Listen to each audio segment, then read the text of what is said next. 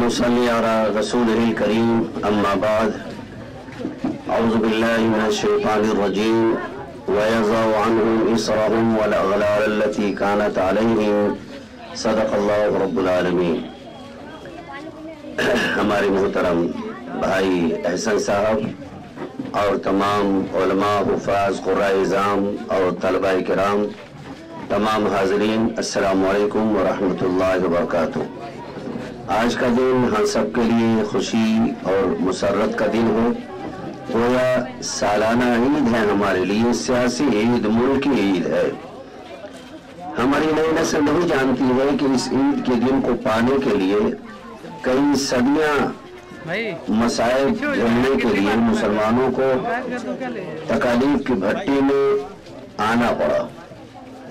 اگر آپ دیکھیں گے کہ جو 1947 15 اگست کو جو آزادی ملی ہے، یہ دن بڑا عظیم دن تھا۔ اس دن کو پانے کے لیے 212 سال تک، 200 سال پلس 12 سال، اتنے سالوں مصائب جھیلنا پڑا، قربانیاں دینی پڑی، شہادت کو گلے سے لگانا پڑا، جیل کی صعوبتیں برداشت کرنی پڑی۔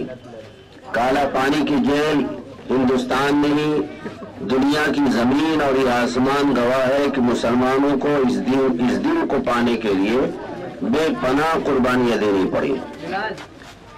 مگر افسوس کا مقام یہ ہے کہ ہمارے مدارس، اسکول، کالجز، ان سب کے اندر بھی جو ہماری اصل ہسٹری ہے ہندوستان کی آزادی کی، جو آزادی کے سب سے پہلے متوالے تھے، وہ صرف علماء دین تھے، امت نہیں جانتی۔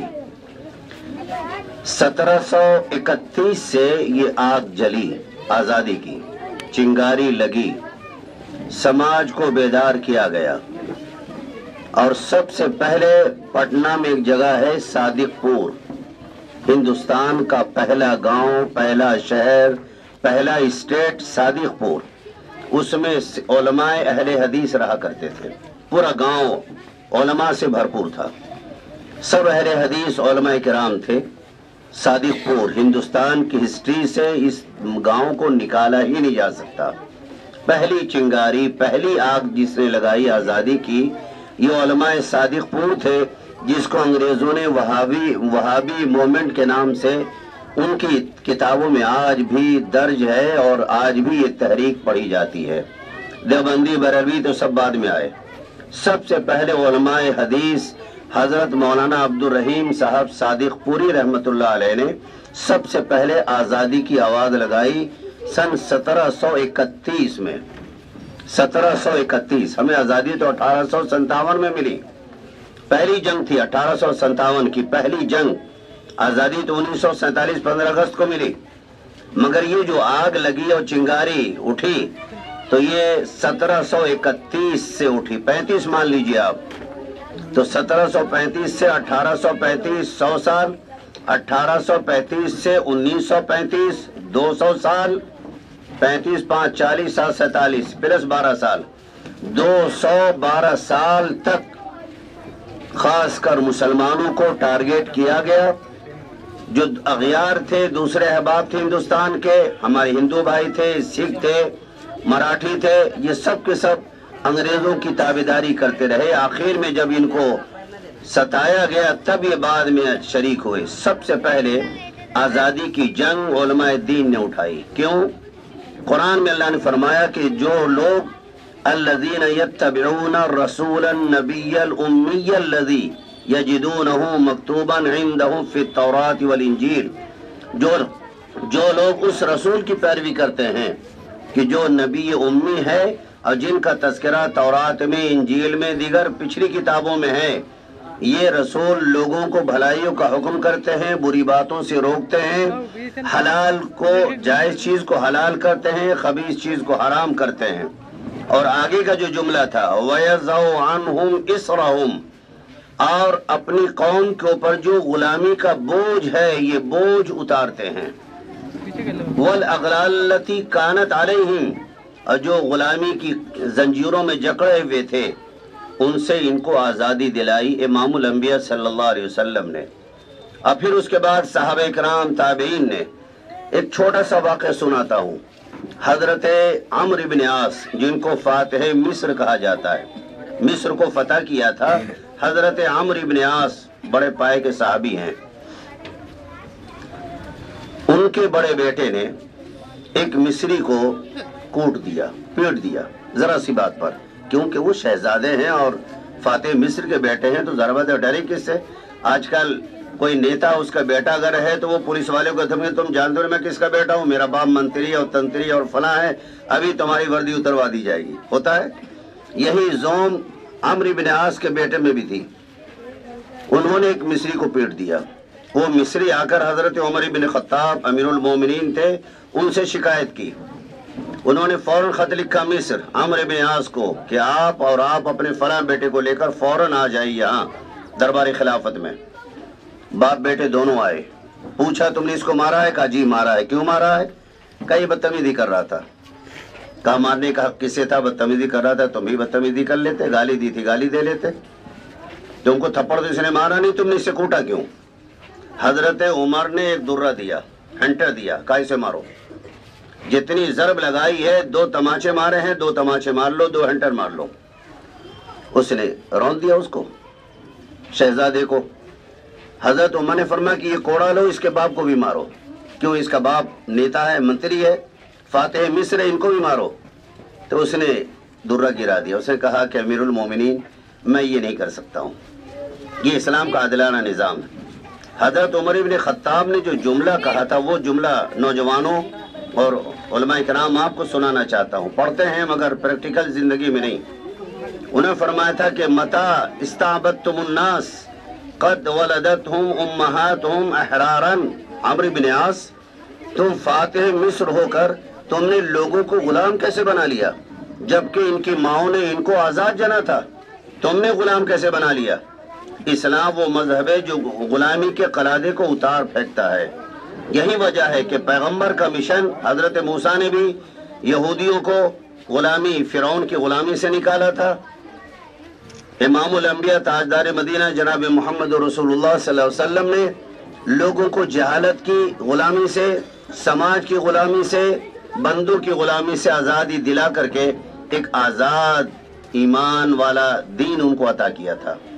یہ ذمہ داری علماء کرام کی ہے کہ اگر ہمارے ملک پر اس طرح کوئی قبضہ کرتا ہے یا ہمیں غلام بنانے کی کوشش کرتا ہے تو ہمیں اس غلامی کے قلادے کو اتار پھینکنے کے لیے تن من دھن ہر طرح کی قربانی پیش کرنی چاہیے.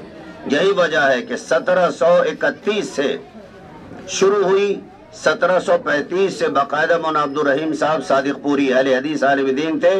انہوں نے جب بغاوت کا علم سور پھونکا، بغاوت کا علم بلند کیا، تو آپ کو معلوم نہیں ہے کہ مولانا عبد الرحیم صادق پوری بہت بڑے جاگیردار تھے. بہت سارے مکانات تھے، کھیت کھلیان، سب پر انگریزوں نے قبضہ کر لیا، سب پر بلڈوزر چلا کر، بابا بلڈوزر کی طرح. انہوں نے بھی اس کو بالکل ملیامیٹ کر کے کارپوریشن کا دفتر بنا دیا، میونسپلٹی بنا دی. ان کے اولادوں کو سب کو گرفتار کر لیا، عورتوں کو، مردوں کو، بچوں کو، چھوٹوں کو، بڑوں کو، سب کو انڈومان نکوبار بھیج دیا. مولانا عبد الرحیم صادق پوری نمبر 1 مجاہد آزادی ہیں جنہوں نے آزادی کا بگل بجایا تھا. اس کے بعد پھر حالات آتے رہے. پھر حیدر علی صاحب، نانا فرنویس اور نظام حیدرآباد، ان لوگوں کے اندر تھوڑی سی چمک پیدا ہوئی، یہ لوگ بھی آئے.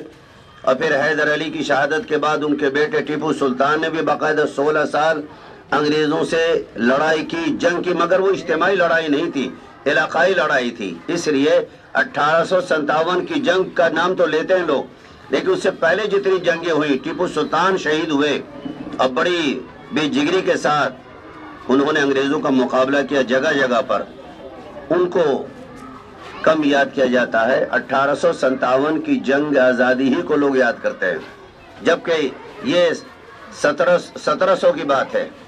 1782 میں وہ خلافت پہ آئے ٹیپو سلطان، اور اس کے بعد 16 سال تک جنگ کرتے ہوئے 1799 میں ان کی شہادت عمل میں آئی. 1799 میں وہ شہید ہو گئے بیچارے. 16 سال کارہائے زندگی انہوں نے کیا، شہید ہو گئے.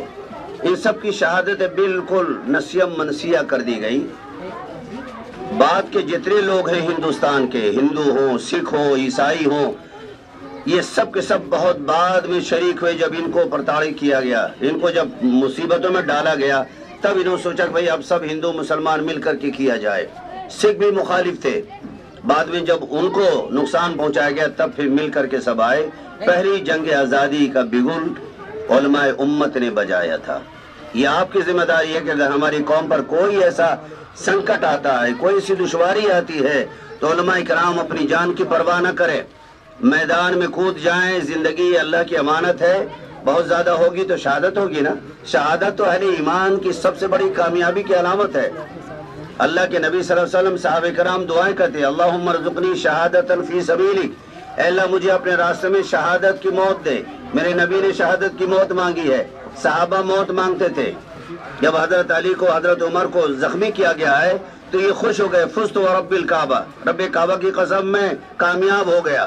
کتنی بڑی دولت ہے شہادت کی۔